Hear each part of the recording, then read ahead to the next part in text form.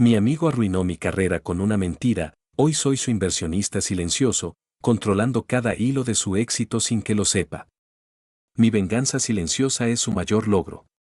El olor a champán caro y sudor de ambición llenaba el ambiente de la fiesta de lanzamiento. Lo vi sonreír, radiante, recibiendo felicitaciones mientras yo observaba desde una esquina una figura anónima entre la multitud. Era su momento de gloria, su empresa, su futuro. Y todo se sostenía sobre una base que él desconocía, mi dinero, mi ingenio, mi plan. La ironía era tan espesa que casi podía saborearla, dulce y amarga a la vez. Cada aplauso que recibía era una puñalada doble, una para el pasado que me arrebató, otra para el futuro que ahora manipulaba. Él creía ser el arquitecto de su destino.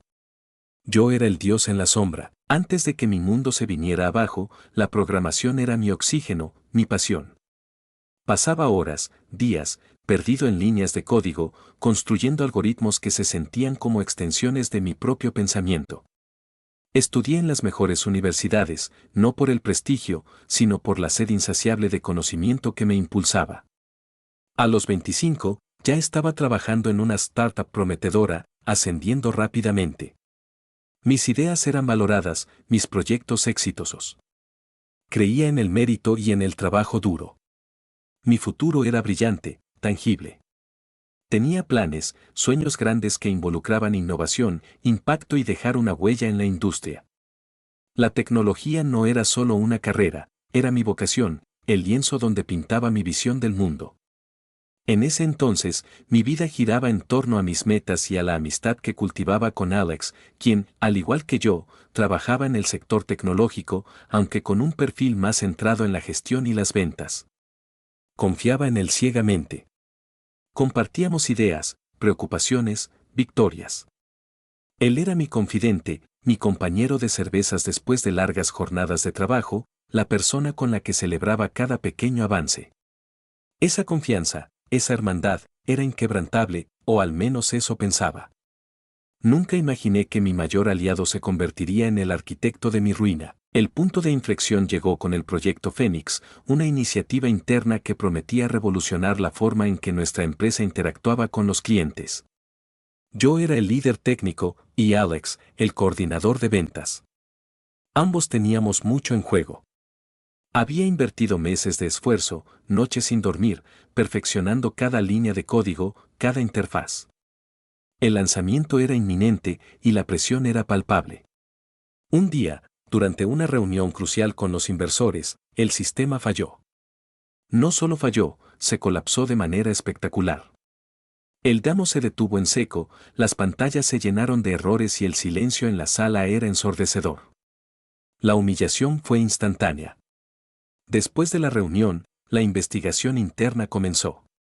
Alex, con una calma espeluznante, me acusó de negligencia, de haber introducido un error crítico en el código final. Presentó pruebas, correos electrónicos supuestamente míos con modificaciones de último minuto que comprometían la estabilidad, registros de acceso falsificados. Mi mundo se desmoronó. Argumenté, mostré mis propios registros, pero su narrativa era convincente y sus pruebas parecían irrefutables. La junta directiva, bajo la presión de los inversores, no dudó.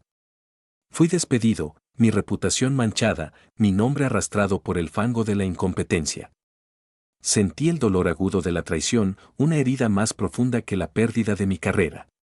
Alex, mi amigo, había cavado mi tumba profesional con una mentira tan elaborada que yo mismo dudé de mi cordura en los primeros días. Los meses que siguieron fueron un torbellino de desesperación y oscuridad. La industria me había cerrado las puertas. Cada entrevista terminaba en el mismo muro invisible, la misma mirada de desconfianza. Mi nombre era sinónimo de fracaso, de un error catastrófico. Me aislé, la vergüenza quemaba mi piel. No respondía llamadas, evitaba cualquier contacto. Recuerdo noches enteras mirando al techo, reviviendo cada momento, cada palabra de Alex, intentando descifrar cómo había podido ser tan ciego. Mientras yo me hundía en el abismo, Alex prosperaba. Utilizó el éxito de haber salvado el proyecto Fénix, después de mi despido, él milagrosamente lo arregló, como trampolín. Consiguió un ascenso, luego otro, y finalmente, lanzó su propia startup, esa que ahora celebraba con ostentación. Las noticias de su ascenso me llegaban como puñaladas constantes, cada una avivando las brasas de una venganza incipiente. Al principio, era solo una fantasía oscura, una forma de lidiar con el dolor. Pero a medida que la desesperación se desvanecía, la rabia y la determinación ocuparon su lugar. Me di cuenta de que mi talento no había desaparecido, solo estaba escondido. Empecé a trabajar de forma anónima, aceptando proyectos de programación complejos bajo un seudónimo, reconstruyendo mis habilidades y mi confianza lejos de la mirada pública. Cada línea de código, cada solución exitosa, era un ladrillo en el nuevo camino que estaba construyendo, un camino que inevitablemente me llevaría de vuelta a Alex, pero esta vez, en mis propios términos. La oportunidad perfecta se presentó de la forma más inesperada. Una pequeña noticia en un foro de inversiones mencionaba que la startup de Alex buscaba capital semilla adicional. No era un gran anuncio, pero lo suficientemente visible si sabías dónde buscar. Mi mente, que había estado años afinándose en la oscuridad, vio una fisura. Tenía los recursos, acumulados de mis trabajos anónimos, y más importante aún, el conocimiento profundo del sector y de Alex mismo. Sabía sus fortalezas, sus debilidades, su ambición desmedida. La idea germinó, no solo invertiría, sino que me convertiría en una entidad indetectable, en el verdadero poder detrás del trono. El proceso fue meticuloso. Utilicé capas de intermediarios, sociedades fantasma en paraísos fiscales, abogados que solo conocían a otros abogados. Mi identidad real estaba tan enterrada que ni siquiera la firma de inversión que canalizaría el dinero a la empresa de Alex podría rastrearme. Era un inversor ángel anónimo, uno más entre varios, pero con una participación lo suficientemente estratégica para influir en las decisiones clave. La decisión de proceder no fue fácil. Implicaba un riesgo enorme, no solo financiero, sino emocional. ¿Estaba listo para volver a ese mundo, a esa cercanía con mi verdugo? La respuesta fue un rotundo sí. No era solo por la venganza, era por la justicia, por reclamar lo que me había sido arrebatado. Con el corazón latiendo con una mezcla de nerviosismo y una extraña euforia, envié la primera transferencia. El dinero fluyó de mis cuentas hacia las de su empresa, un río silencioso que comenzaba a erosionar los cimientos de su castillo de mentiras. Mi incursión como inversionista silencioso no fue un acto impulsivo, fue una estrategia fría y calculada. Una vez que mi dinero estuvo dentro, mi trabajo real comenzó. No me limité a ser un capitalista pasivo. A través de mis contactos y el anonimato que había cultivado, comencé a influir sutilmente en las operaciones de su empresa. Sugerencias estratégicas que se filtraban a través de terceros, contactos clave que se aparecían en su camino justo cuando los necesitaba, siempre canalizados de forma que él los percibiera como golpes de suerte o fruto de su propio genio. Lo vi tomar decisiones arriesgadas, movido por su ego, y en más de una ocasión, tuve que intervenir discretamente para evitar un desastre inminente que habría destruido mi inversión. Era un juego peligroso, una danza macabra en la que yo era el titiritero invisible.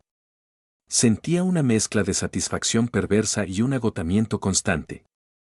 Cada vez que Alex se jactaba de un nuevo logro, de cómo había superado un obstáculo o cerrado un trato imposible, yo sonreía internamente. Él no sabía que el obstáculo lo había puesto yo, y el trato lo había facilitado mi mano oculta. Observaba su arrogancia crecer con cada victoria. Empezó a delegar menos, a creerse infalible. Mis intervenciones, cada vez más directas pero siempre invisibles, se volvieron más frecuentes. Si su equipo de marketing se estancaba, un consultor anónimo, financiado por mí, claro, aparecía con una estrategia brillante. Si necesitaba un préstamo para expandirse, un inversor misterioso, yo, a través de otra capa de empresas fantasma, le ofrecía condiciones ventajosas. Me deleitaba en la ironía. Alex se endeudaba más y más, su empresa crecía, pero cada vez era más dependiente de fuerzas que no comprendía. Recuerdo un día en que casi me descubre. Necesitaba un documento firmado por un intermediario clave y él insistía en conocerlo en persona. Tuve que montar una elaborada artimaña para que la reunión se cancelara inesperadamente y el documento llegara por mensajería segura. Mi corazón latía a 1000. La adrenalina de estar tan cerca de ser expuesto era casi tan adictiva como la satisfacción de controlar su destino. Mi objetivo no era solo quitarle su empresa, era mucho más retorcido. Quería que la construyera hasta la cima, que se deleitara en ella, y luego, cuando fuera más grande y más valiosa, revelarle quién era el verdadero arquitecto. La idea de que su mayor triunfo fuera mi arma más letal era la esencia de mi venganza. A medida que su imperio crecía, Alex se volvía más un títere en mis manos. No tenía que dar órdenes directas, simplemente creaba las circunstancias para que él tomara las decisiones que yo quería. Sembraba dudas en sus reuniones, presentaba oportunidades a través de canales indirectos, manipulaba la información que le llegaba. Su empresa se expandía a nuevos mercados, adquiría competidores y cada movimiento estratégico llevaba mi firma invisible. Era fascinante ver cómo se atribuía el mérito de visiones que en realidad eran mis maniobras. Su estrés aumentaba, su arrogancia se volvía una armadura frágil. Constantemente lo empujaba a crecer, a asumir más riesgos, a expandirse más allá de sus capacidades reales, sin que él se diera cuenta de que lo estaba llevando a un punto de no retorno. Mis noches se llenaron de análisis financieros, de estrategias de mercado, de conversaciones simuladas con mis intermediarios. Mi vida se había transformado por completo. Ya no era el programador soñador, sino un estratega en las sombras, un maestro de la manipulación. La satisfacción era inmensa, pero también sentía una soledad profunda. ¿Valía la pena todo esto? ¿La venganza llenaría el vacío que dejó la traición? El momento de la verdad se acercaba. Su empresa, que ahora valía cientos de millones, estaba a punto de cerrar una ronda de financiación que la catapultaría a la estratosfera. Yo había orquestado cada detalle, asegurando que el principal inversor fuera un fondo de capital de riesgo que, sin que Alex lo supiera, yo controlaba en su totalidad. Esta ronda, una vez completada, haría que mi participación anónima fuera mayoritaria, dándome el control absoluto. La trampa estaba puesta. En una de las últimas reuniones antes de la firma, Alex, en su habitual exhibición de ego, bromeó sobre lo afortunado que era por tener inversores tan generosos y desinteresados. Le sonreí, una sonrisa que él interpretó como complacencia, pero que ocultaba la verdad de mi plan. La firma se realizó en una torre de oficinas en el centro de la ciudad. Estaba allí, sentado en la mesa, como parte del equipo del fondo de inversión. Alex me miró sin reconocerme, una cara más en la multitud, un ejecutivo más en la sala. Su mano temblaba ligeramente mientras firmaba el contrato que sellaba su destino. El momento en que estampó su firma fue el clímax de mi venganza. En ese instante, todo lo que había construido, cada logro, cada sueño, se convirtió en mi propiedad. Su éxito era ahora mi activo más valioso, y él, mi peón. Unas semanas después, lo cité a una reunión privada. Él llegó confiado, hablando de nuevos planes de expansión. Le serví una taza de café, susurrando mi nombre, ese nombre que él había manchado. Su rostro palideció, la sonrisa se le borró. La realización fue lenta, dolorosa. Le mostré los documentos, la cadena de propiedad, las firmas. Él se desplomó en la silla, incrédulo. Le expliqué cada paso, cada manipulación, cada milagro que le había llevado a la cima. Le recordé la mentira, la traición, el vacío que dejó en mi vida. Su expresión pasó de la incredulidad al shock, de la furia a una desesperación silenciosa. No hubo gritos, ni lágrimas. Solo un reconocimiento gélido de su derrota absoluta. Mi venganza estaba completa. No lo había arruinado, no lo había destruido públicamente. Lo había elevado, solo para luego revelarle que su triunfo era una ilusión, un castillo de naipes construido sobre mi sufrimiento y demolido por mi mano. Le di una opción, seguir trabajando para mí, bajo mis órdenes, manteniendo la fachada de su éxito, o perderlo absolutamente todo y enfrentarse a la verdad de su fraude original. Su orgullo luchó, pero su miedo y su ambición eran más fuertes. Aceptó. Hoy, él sigue siendo la cara de la empresa, el CEO, el visionario. Pero cada decisión, cada movimiento estratégico, pasa por mí. Él es mi marioneta. Y yo, su inversionista silencioso, disfruto de la dulce ironía de su éxito, que es, en realidad, la manifestación perfecta de mi venganza. El precio de su traición no fue su fracaso, sino su esclavitud. Y el mío, una paz que recién comenzaba a saborear, sabiendo que la justicia, aunque tardía y retorcida, había prevalecido. Mi camino ahora es incierto, pero la carga de la venganza ha sido liberada, reemplazada por el poder y la cautela.